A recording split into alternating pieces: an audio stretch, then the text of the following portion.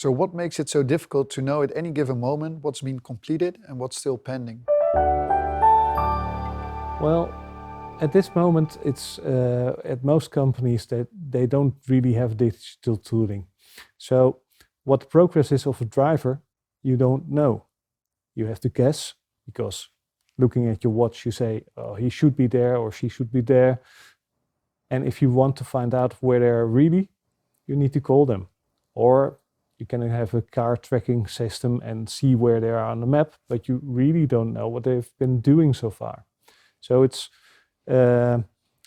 estimations, guessing where they've gone and how far the execution is. And yeah, getting more details, it's a complex process now. So how can Jewel help in this case? Well, we have a digital system, and the progress of every driver is clearly visible for the driver himself, which is important, but also for the people inside.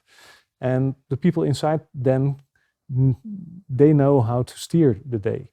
And what you want to achieve is that at the end of the day, everyone finishes the work in time.